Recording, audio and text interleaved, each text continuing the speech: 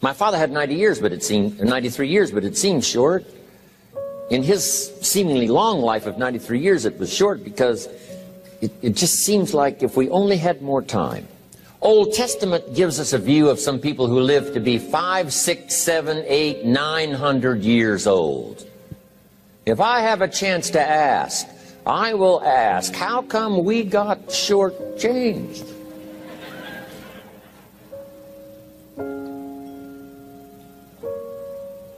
Wouldn't that be a good question if you had a chance to ask?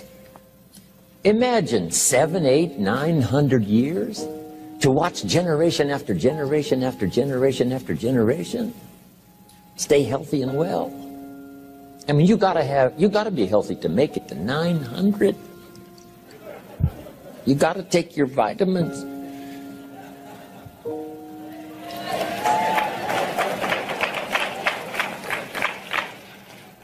I'm pushing the Bible, I'm pushing vitamins. I mean, I'm doing good today.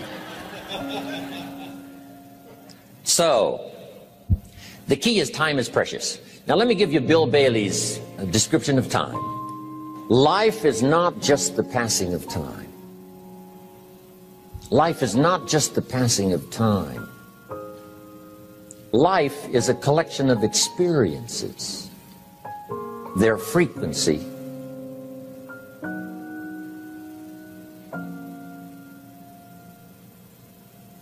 and their intensity.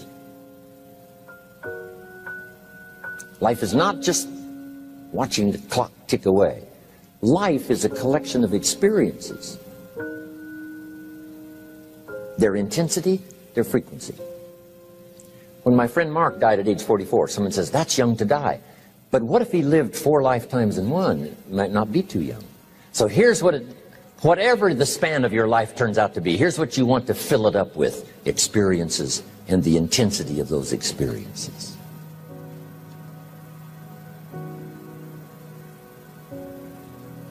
But now let's talk about the management of time. Here's one of the best ones. We covered earlier, when should you start building this hotel? Answer, as soon as you have it finished. Now jot this one down on time management. When should you start the day? As soon as you have it finished. Plan the day the best you can, leaving plenty of room for improvising and surprises and all the stuff that happens during the course of the day. But if you've planned a good, productive day, now you start that day, you can't believe how much more valuable your time will be. Don't start the day until you have it finished. Now here's the next one. Don't start the week until you've had it finished. Now to lay out a week is a pretty good challenge. Next, don't start the month until you have it finished. The places to go and the people to see and the productivity and the sales and the customers and the development and all the rest of what you want to accomplish during the course of 30 days. Don't start the month till it's finished. And then here's the big one. This is really challenging. Don't start the year until you have it finished. To the best of your ability. It can't be finished like minute by minute. But in terms of the sweep of what you want to accomplish in the year 2002, make sure that that's set and ready to go by the time January 1st rolls around. And it might get all upset, and it might get torn up, and you do a new one. You make so much progress the first 90 days that now you've multiplied it all by 2, by 3. Because that happened to me. I thought, wow, this is going to be a great year. By the time I'd finished the 3rd month, I'm rolling, I'm soaring. So many things are happening, I revised my whole year's plan. Okay. Now, jot this down. Approaches to the management of time. Here's the first one. Ignore the subject. I mean, that's good advice. Don't let anything overly bug you. Because remember now, you don't have to do anything. Someone says, well, I got to get a handle on my time. The answer is no, you don't. If you want to let it all go, you can let it all go. I mean, this is good advice. Somebody says, you ought, you ought, you ought. Jot this down. Ignore all the you oughts or you should. Only if they're giving general information. We should. It's better to say if you're teaching we should. Not you should, we should. Then you let me listen in without it being too confrontational. If everyone did this, see, that'd be great. And then you give a person a chance to choose to do it or not to do it. But when you start the you ought, now see if I don't, now see we got some tension and maybe some problems. So you oughts seem to always create problems. When you're talking to your kids, you say, no, if kids would do this, not always saying if you did this, life would be better, but if kids did this, life would be better. It's like making a little talk and letting them listen in. And then it's a little less confrontational. It gives us a choice. In one of my seminars, here's what I teach. All life form strives to the max of its potential except human beings. All life form strives to the max of its potential except human beings. How tall will a tree grow? As tall as it possibly can. You never heard of a tree growing half as high as it could. No, trees don't grow half.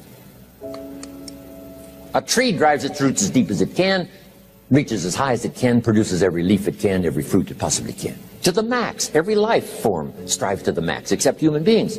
Now, why not human beings? Jot this down. You've been given the dignity of choice. You're not a robot.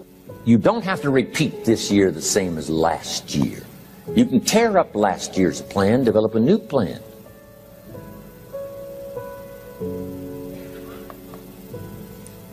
So, the dignity of being a human being. Now, here's the choice on being a human being. To be part of all we were meant to be, or to be all. To strive for all, or half, or part, or some. The choice is up to you. To develop one skill or 10 skills.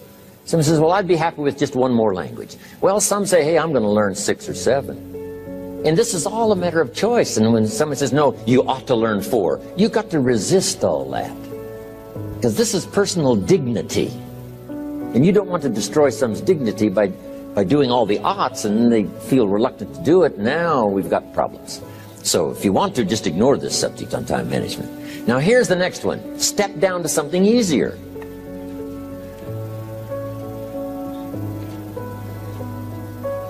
The guy's in sales, and he says, oh, I want to own the company. Finally owns the company. Now he's got no time to play golf. He said, when I was in sales, I was making big money playing golf 3 days a week. Heck with this owning something. Heck with managing. My life was never my own after I started to manage. I'm going back to sales. See, this is the key.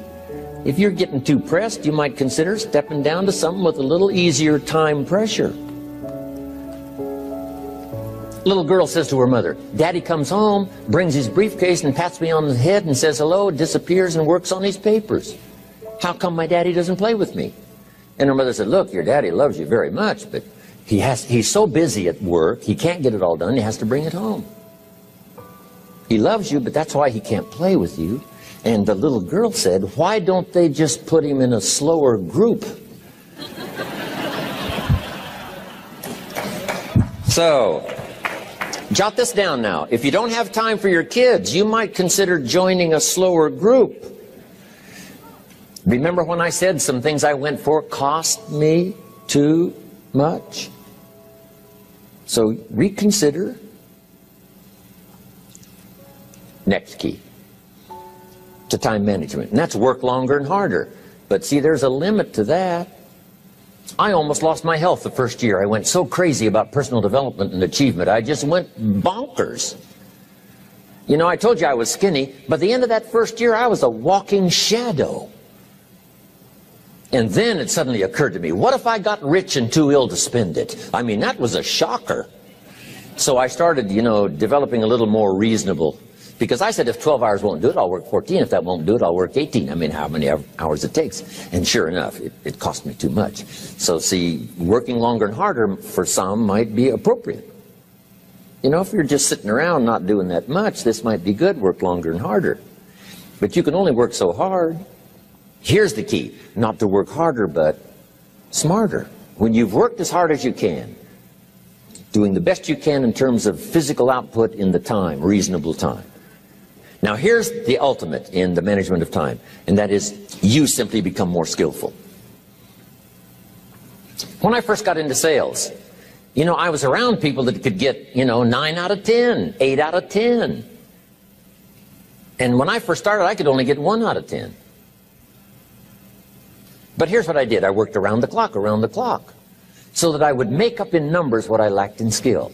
That's good in sales. You got to jot that down. When you're new, you make up in numbers what you lack in skill. Now, when you become more skillful, the numbers can go down because now your persuasive ability and all of that is now so high that you don't need to put as many numbers out.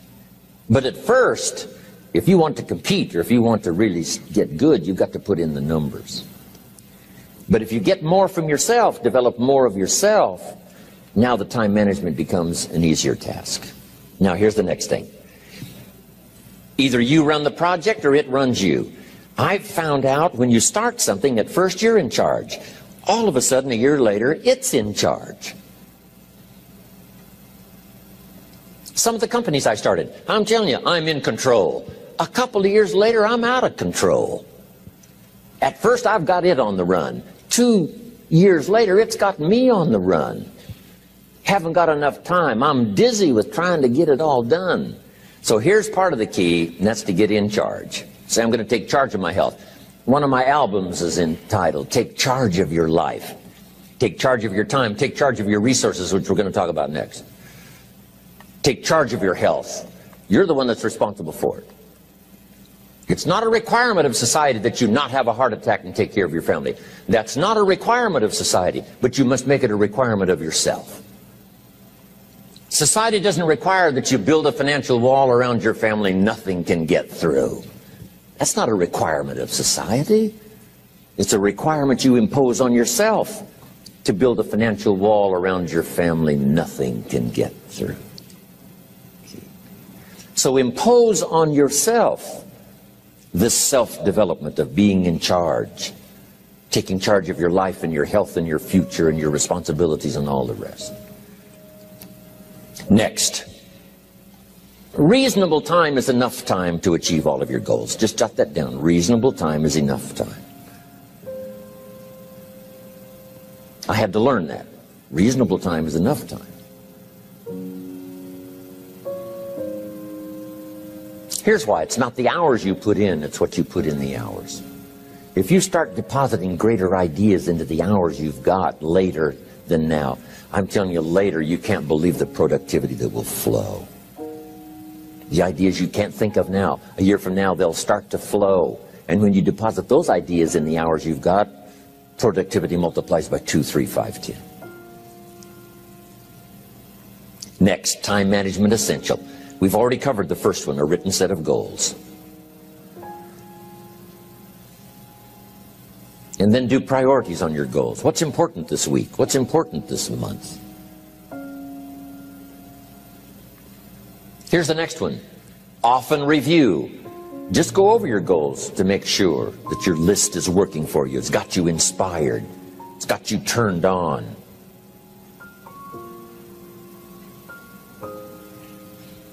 Somebody says, how come you're up so early? Say, if you were headed where I'm headed, you'd be up early too.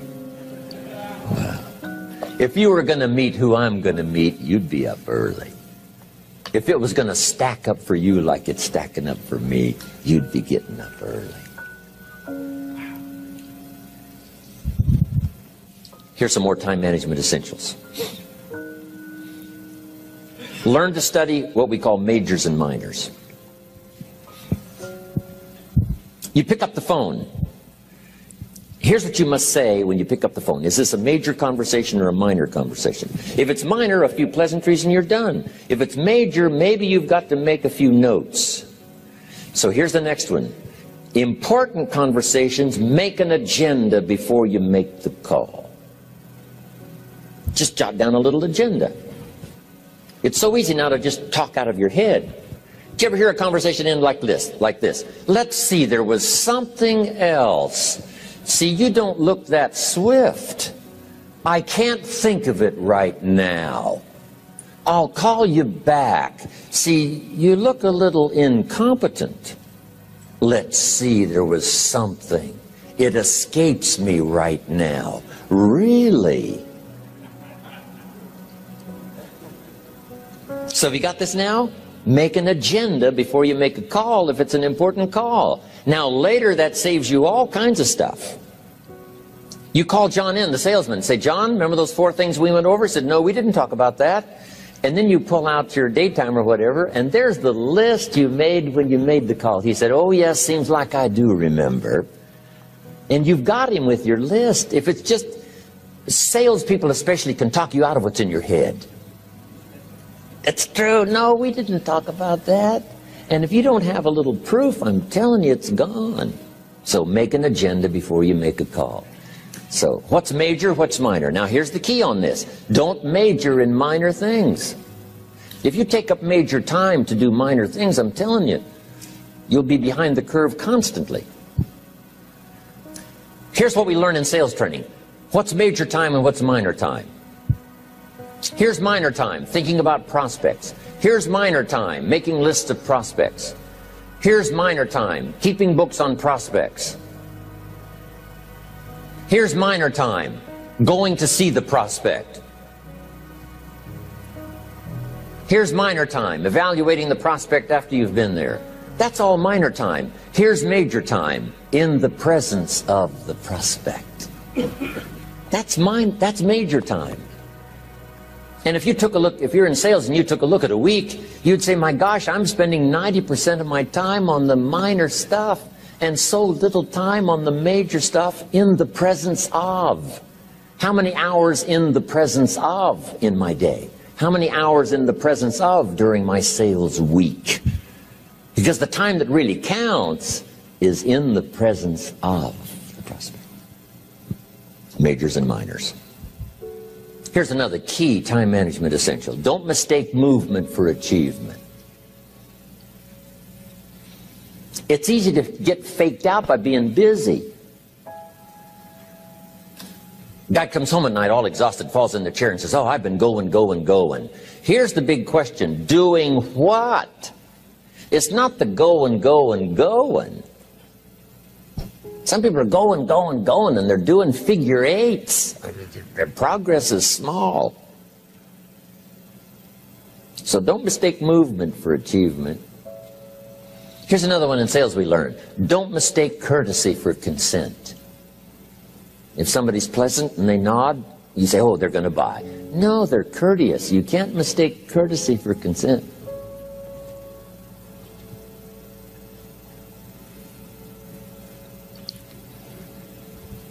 Now here's a big one, concentration. I had to learn this. All those years ago, I'm in the shower trying to compose a letter. Found it turns out to be a strange letter. So here's what I learned to do. Save the work till you get to the office. Save the work till you get to the work. Don't try to get to the office on the way to work. On the way to work, enjoy the way. In the shower, enjoy the shower. Then go to work when you get to work. I found this to be helpful. Concentration. Here's another big one. Learn to say no. I'm telling you, in such a social society we have now, it's so easy to try to be a nice person, saying yes, yes, yes to everything. Find yourself overloaded. Now you got to call and make the, well, gosh, you know, all the time it takes to back out of something that you said yes to too quickly. Here's what might be better. I don't think so, but if that changes, I'll call you. Little things you can use not to overcommit yourself. My friend Ron Reynolds says, don't let your mouth overload your back. It's a good one. Now here's a big one on time management. When you work, work. When you play, play. Don't mix the two. Don't work and play. I used to take my family to the beach and I would bring my briefcase.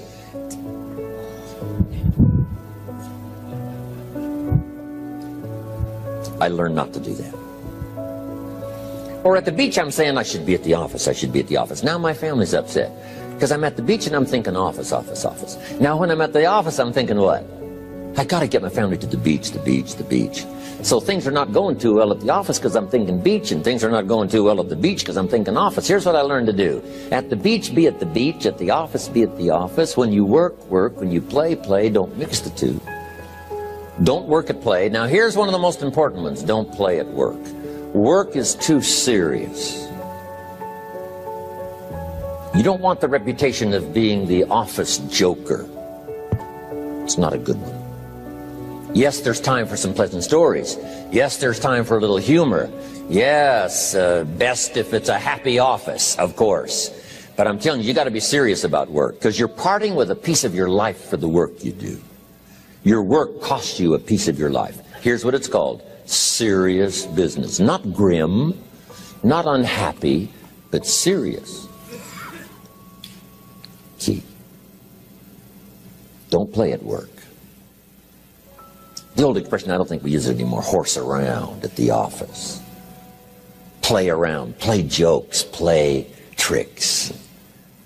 No place, not at the workplace. At the beach, yes. At the bar, yes. Somewhere else, not work.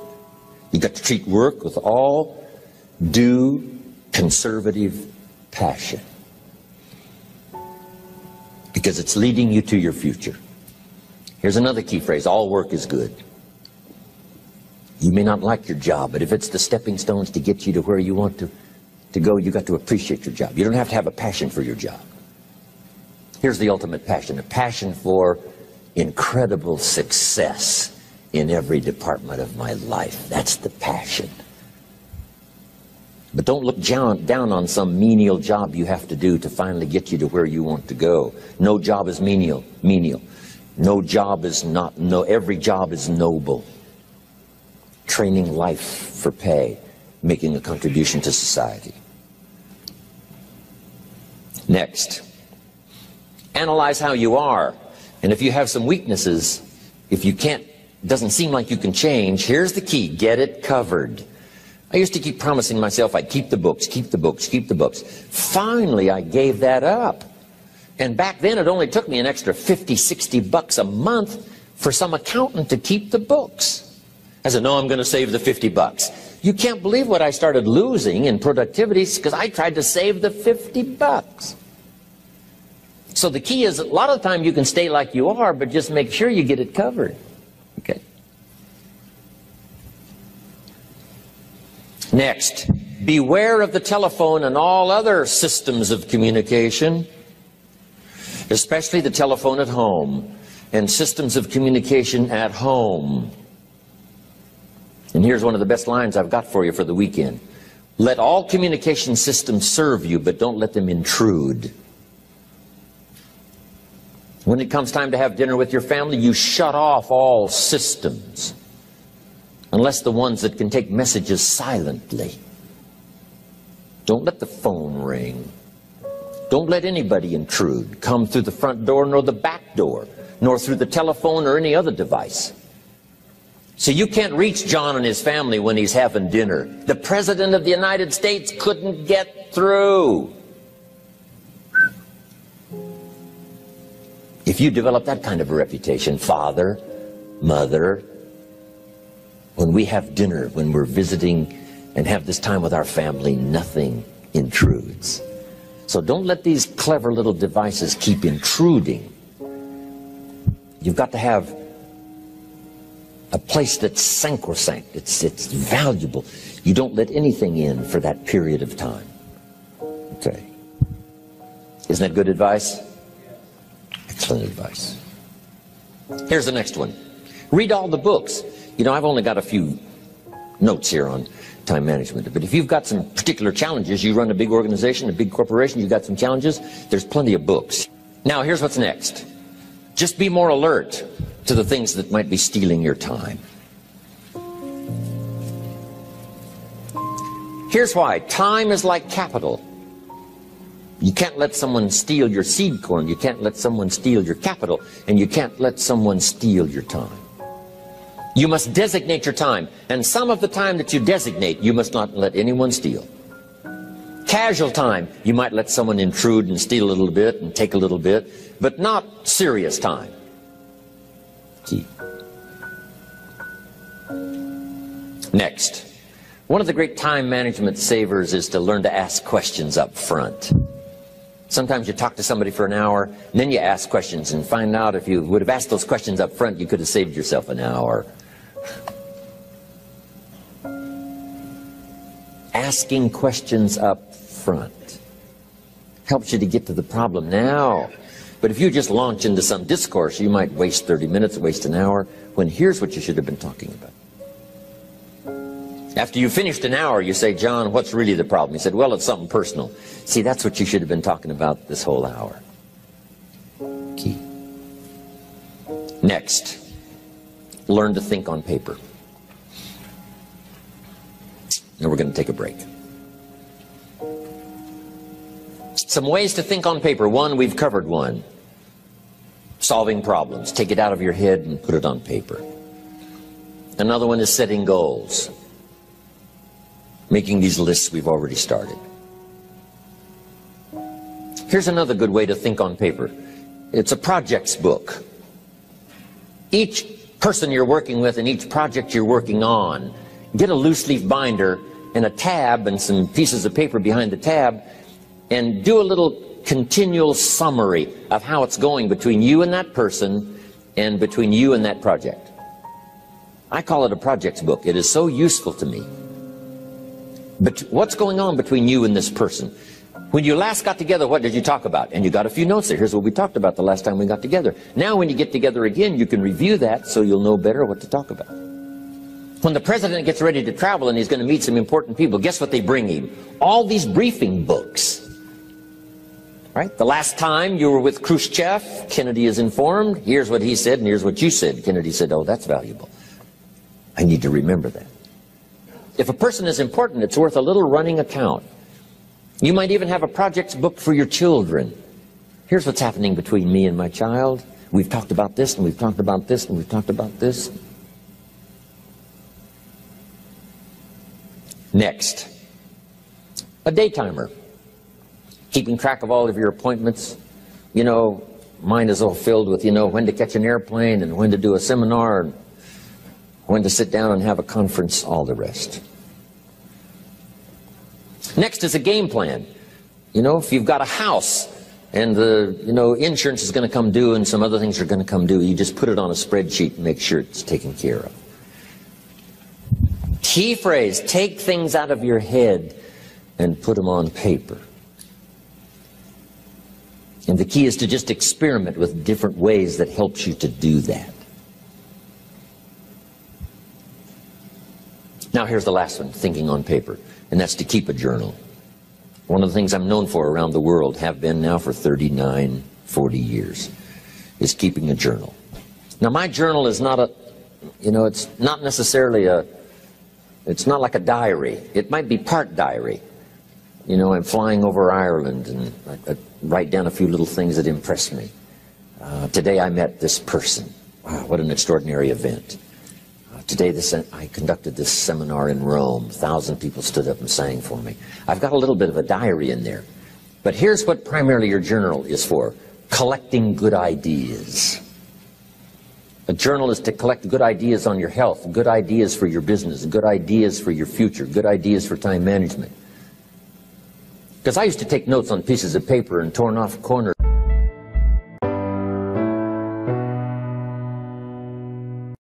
My father had 93 years, but it seemed short. In his seemingly long life of 93 years, it was short because it just seems like if we only had more time. Old Testament gives us a view of some people who lived to be 500, 600, 700, 800, 900 years old. If I have a chance to ask, I will ask, how come we got shortchanged?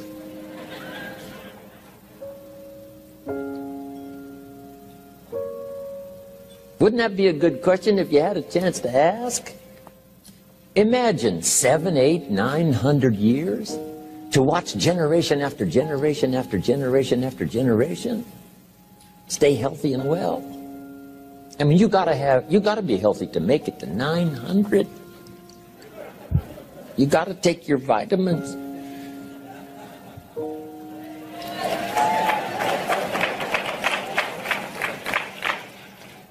I'm pushing the Bible, I'm pushing vitamins. I mean, I'm doing good today. So, the key is time is precious. Now let me give you Bill Bailey's description of time. Life is not just the passing of time. Life is not just the passing of time. Life is a collection of experiences, their frequency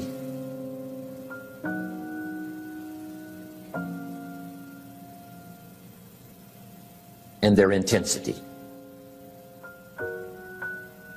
Life is not just watching the clock tick away. Life is a collection of experiences, their intensity, their frequency. When my friend Mark died at age 44, someone says, that's young to die. But what if he lived 4 lifetimes in one? It might not be too young. So here's what whatever the span of your life turns out to be, here's what you want to fill it up with: experiences and the intensity of those experiences.